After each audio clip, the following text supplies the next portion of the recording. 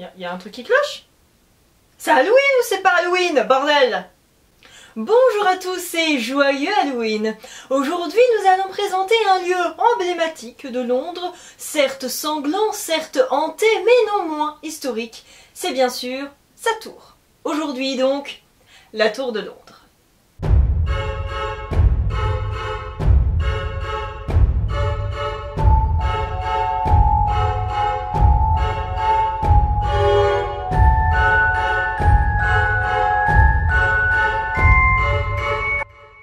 De parler de ce qui est drôle, c'est-à-dire les morts. On va d'abord parler du début. 14 octobre 1066, Guillaume le Conquérant est vainqueur de la bataille de Hastings, bataille décisive qui l'opposa au dernier prétendant à la couronne, Harold Godwinson. Sauf qu'étant à la base duc de Normandie, il doit assurer son pouvoir et pour ce faire établir plusieurs fortifications. Londres était encore sous domination saxonne, clan de Godwinson. Après plusieurs combats, il obtient victoire. Il construit 36 châteaux entre 1066 et 1087, servant de forteresse, de centre administratif et de résidence. Mais la tour de Londres fut ajoutée plus tardivement, servant de défense à la capitale. Il construit donc la Tour Blanche qui fut achevée après la mort de Guillaume en 1087. Donjon et édifice de résistance, elle abrite aussi les logements du roi. Elle servit de prison en 1100 puisque Rainulf Flambard fut son premier prisonnier sous le règne de Henri Ier, mais il s'évada rapidement. Bon, certes, c'était pas encore très au point. Alors, voyons voir comment tout ça est foutu. D'abord la Tour Blanche, qui est un donjon, la plus forte structure du château médiéval et qui contient les logements du roi. Vient ensuite le rempart intérieur qui délimite une zone au sud de la Tour Blanche et s'étend jusqu'aux rives de la Tamise et abritait probablement des bâtiments en bois disparus aujourd'hui. Les logements royaux finirent par empiéter sur le rempart dans les années 1170. Puis il y a le rempart intermédiaire construit sous le règne de Richard Cœur de Lion pour agrandir l'espace. Sur ce rempart fut construit au XIIIe siècle la tour de Beauchamp à laquelle fut ajoutée 12 autres tours. Bell, d'Evreux, Flint, Bowyer, Brick, Martin, Constable, Broad Arrow, Salt, Lanthorn, Wakefield et Bloody. Mary! Non, juste Bloody. Bon, c'est Halloween ou c'est pas Halloween là? Parce que ça fait des plombes que tu parles des trucs chiants. J'y viens. Ces tours donc servaient à tirer en enfilade contre les assaillants et abritaient aussi des logements. Et à tout cela fut aussi ajoutée une chapelle. Pour les tours de manière plus précise, on a la tour du Sel où s'installaient les archers et servait aussi d'entrepôt en temps de paix, mais aussi de prison. La tour de Féon qui servait à entreposer les tenues royales et les meubles, mais sert aussi de prison. Et la tour Martin qui abritait les joyaux de la couronne et ne servait pas de prison. Et enfin le rempart extérieur. Bon, maintenant les morts. Non, pas encore.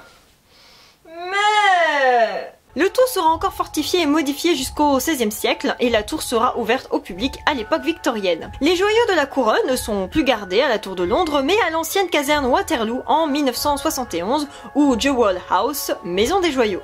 La tour est gardée par les Beefeaters, littéralement mangeurs de bœuf, qui vient du vieux français buffetier, gardien du buffet royal. Ne me demandez pas le rapport. Il y a également des corbeaux, pas très étonnant pour un lieu comme ça, vous allez me dire, mais ils y sont pouponnés et choyés, car une légende dit que ce serait la fin de la monarchie s'ils partent. Je trouve ça mignon. Bon, maintenant on va un peu s'attarder sur les prisonniers, car la tour de Londres, ça aussi était une prison d'État jusqu'au 19e siècle.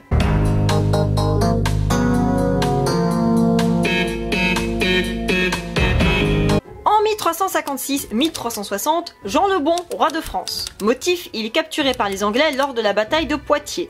Et parmi ses nombreuses cellules, il fera un tour à Londres.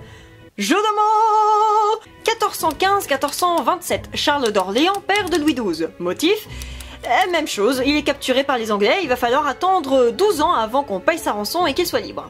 Ça fait 2 fois déjà. Un peu de fierté les Français, merde. 1466, Henri VI, roi d'Angleterre. Motif, la guerre des 2 roses. Alors c'est quoi? Bon, pour résumer très brièvement, la rose blanche, c'est les Lancastre, dont fait partie Henri VI. Et la rose rouge, c'est la famille York, dont fait partie Édouard IV. Les deux s'affrontent dans une guerre civile pour la couronne d'Angleterre, et comme Henri VI commence à devenir un peu taré, Édouard York en profite pour l'enfermer à la tour de Londres, et il le tuera d'ailleurs là-bas en 1471. 1477, le duc de Clarence est emprisonné et exécuté. Motif, sorcellerie contre Édouard IV. Et oui, encore lui. 1483, enfant d'Édouard IV, emprisonné, étouffé par... par leur oncle Richard III. Motif? Obtenir la couronne. Encore. 1536, Anne Boleyn, deuxième épouse d'Henri VIII, et Catherine Howard, quelque temps après, sa cinquième épouse, les deux pour adultère. Et donc, c'est l'occasion d'en venir au Mario Fantôme. Donc, on était à Anne Boleyn, ça tombe bien, c'est la plus célèbre puisqu'il s'agit de la première exécution royale. Mariée à Henri VIII, elle lui avait promis un fils, mais elle n'y arrive pas. La légende raconte qu'elle aurait même essayé de coucher avec son frère pour parvenir à ses fins, mais qu'ils auraient renoncé au dernier moment. Pas de bol, le roi l'apprend et c'en est fini pour Anne. On dit alors qu'elle apparaît à intervalles réguliers, notamment le jour de son exécution. La dernière apparition date de 1933. En 1654, un garde témoigne « À l'aube, j'ai vu sortir du brouillard une silhouette blanche. Un bonnet la surmontait, sans tête en dessous, et elle se dirigeait vers moi. Après avoir fait les sommations d'usage, je me suis approché, mais quand la baïonnette a traversé la forme, un éclair s'est propagé le long du canon, et j'ai été assommé sous le choc. » C'est gênant. Désolée. Margaret Pole, comtesse de Salisbury, fait aussi partie des gentils fantômes de ce bâtiment, condamnée à mort en 1541 à 67 ans. Elle est de la famille Plantagenet, héritière des York, et donc susceptible de faire de l'ombre à Henri VIII, tous les deux cousins. Et en plus, elle était catholique, ce qui n'était plus très bien depuis la séparation avec le pape décidée par Henri VIII. Donc, comme Riri aime bien les condamnations à mort, eh ben, elle y est passée. La pauvre n'a pas eu beaucoup de chance car le bourreau a dû s'y prendre à 3 fois pour lui trancher la tête, et cette exécution se répéterait chaque année le jour de sa mort, en bas de la tour verte. Merci Henri, charmant, comme toujours. Sir Walter Raleigh y a lui aussi perdu sa tête, accusé de conspiration contre le roi Jacques Ier en 1618. Il apparaîtrait sur des remparts près de ses appartements, surnommés la promenade de Raleigh. Et enfin, l'histoire la plus glauque dont je vous ai parlé déjà 2 fois. En effet, je vous parlais de la tour Bloody, non pas pour Bloody Mary, mais pour le meurtre des 2 enfants d'Édouard IV, étouffés par leur oncle Richard III, comme je vous disais tout à l'heure. On les verrait alors se promener dans les couloirs de cette fameuse tour, habillés de robes blanches et en train de se tenir par la main.